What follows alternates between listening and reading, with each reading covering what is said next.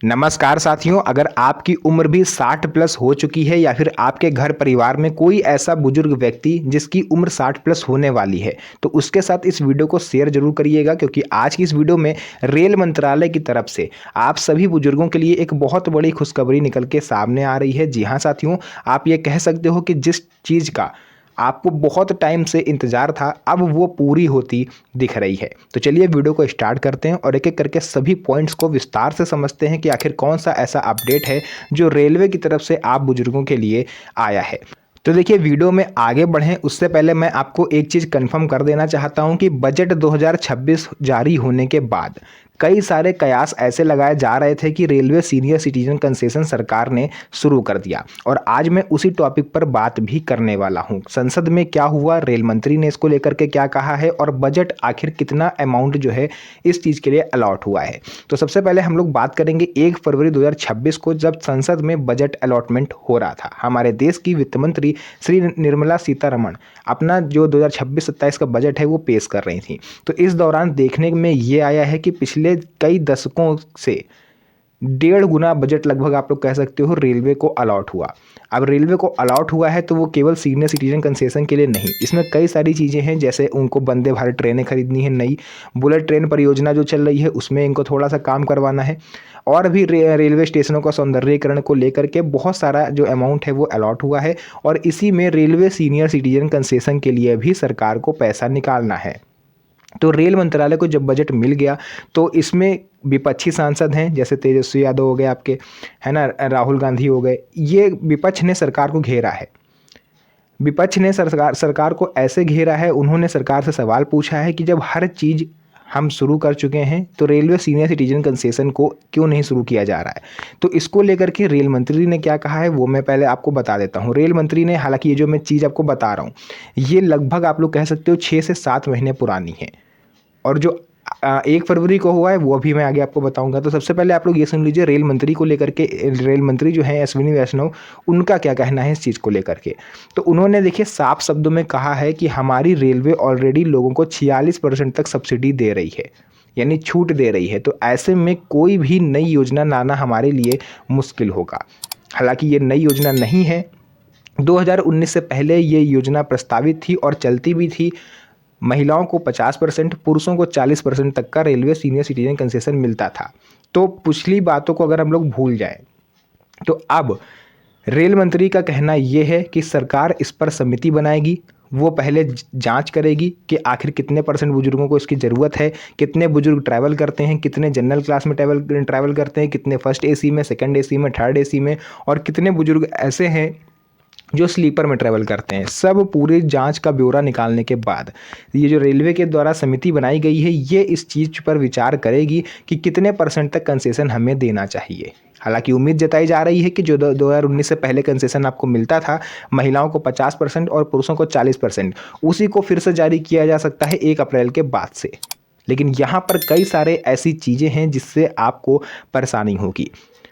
सरकार ने जो समिति बनाई है उस रिपोर्ट के अनुसार ये सुनने में आया है कि सरकार ने ये कहा है, जो रेल मंत्रालय है, कि बुजुर्ग जो है इस योजना का गलत फ़ायदा उठा रहे हैं।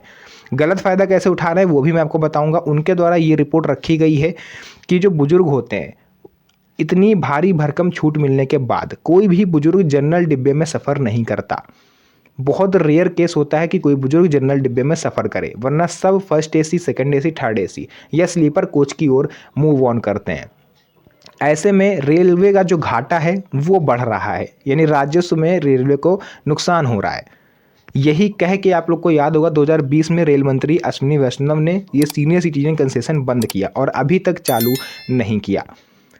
कई सारे बुजुर्गों के जो समितियां होती उन्होंने धरना प्रदर्शन करा, कई सारी बातचीत होने के बाद फाइनली रेल मंत्रालय इस चीज़ पर सहमत हुआ था कि हम इसके लिए फीडबैक बनाने वाली एक समिति बनाएंगे जो हमें पूरी रिपोर्ट तैयार करेगी, फिर हम उस पर विचार करेंगे। तो सुनने में आ रहा है साथियों कि जो रेल मंत्रालय को इस बार बजट अलॉट हुआ है तो 1 अप्रैल से आपको रेलवे सीनियर सिटीजन कंसेशन का लाभ मिल सकता है। और सबसे बड़ी बात यह है कि ये इस बार केंद्र स्तर पर ना होकर ये राज्यों के विवेक पर छोड़ा जा रहा है, क्योंकि आपको ये पता है कि सीनियर सिटीजन कार्ड पूरे देश में बनना बंद हो चुके हैं। शायद ही कुछ राज्य हैं जो सीनियर सिटीजन कार्ड अपने में अलाउ करते हैं, वरना रेलवे में तो ये सुविधा कब की बंद हो चुकी। तो राज्यों पर जब ये निर्णय छोड़ दिया जाएगा तो ये राज्य डिसाइड कर सकेंगे कि उनके राज्य के बुजुर्गों को इस योजना का लाभ दिलवाना है या नहीं दिलवाना है। जिस भी राज्य में रेलवे सीनियर सिटीजन कंसेशन मिलना चालू होगा वहाँ पर सीनियर सिटीजन कार्ड सबसे पहले बनना चालू होंगे और उसी के थ्रू उस राज्य के उस पर्टिकुलर स्टेट के जो भी निवासी हैं उनको रेलवे सीनियर सिटीजन कंसेशन मिलेगा। पूरे देश में इसे चालू होने में काफ़ी समय लगेगा। राज्य स्तर पर इसे चालू किया जा सकता है, जैसे यूपी, बिहार, ये दो ऐसे राज्य हैं जो मोस्ट पॉपुलेटेड स्टेट हैं पूरे इंडिया के।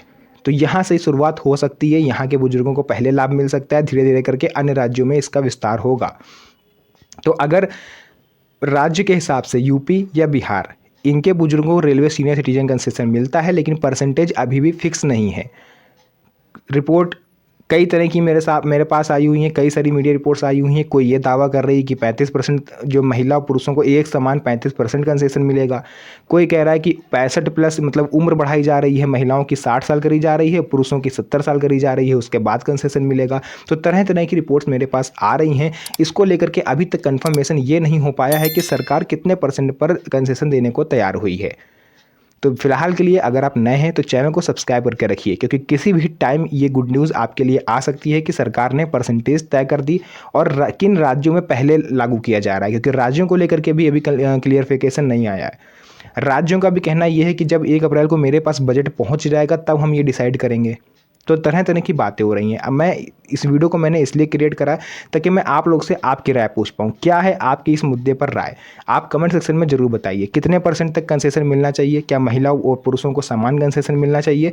क्या उम्र बढ़ाना सही है? अगर पुरुषों की उम्र 70 साल कर दी जाए तो इससे कितना बेनिफिट मिलेगा? हालांकि मेरा मानना ये है कि उम्र बढ़ाने का सीधा मतलब ये है कि सरकार आपको कंसेशन देना नहीं चाहती। अगर 70 साल वो उम्र कर देते हैं पुरुषों की, तो ऐसे में तो वैसे भी जो सीनियर सिटीजन होते हैं वो यात्रा कम करते हैं, और 70 के बाद शायद ही कोई ऐसा व्यक्ति होगा जो यात्रा करता होगा रेलवे के थ्रू। चलना फिरना तो मुश्किल होता है, रेलवे में कहाँ से वो यात्रा करेंगे। बाकी आप लोग भी अपनी राय कमेंट सेक्शन में ज़रूर बताइए, बहुत ज़रूरी है। इसे अपने यार दोस्तों और रिश्तेदारों के साथ शेयर करिए, क्योंकि जितना ज़्यादा आप लोग इसमें प्रक्रिया दिखाएंगे, अपना इंटरेस्ट दिखाएंगे, उतनी ज़्यादा बात सरकार तक पहुँचेगी और हो सकता है कि आपके मन की जो बात है वो सरकार तक इसी वीडियो के माध्यम से पहुँच जाए। तो फिलहाल के लिए मैंने पूरी बात आपके सामने रखी। अब आप अपनी राय बताइएगा। बाकी मिलते हैं आप सभी से नेक्स्ट वीडियो में। और हाँ, चैनल पर नए हैं तो आज ही इस चैनल से जुड़ जाइए, सब्सक्राइब कर लीजिए, क्योंकि किसी भी टाइम आपके लिए गुड न्यूज़ आ सकती है। तो आज के लिए बस वीडियो को यहीं तक रखेंगे। फिर से मुलाकात होगी आप सभी से एक और नई मज़ेदार वीडियो में। तब तक के लिए धन्यवाद। जय हिंद।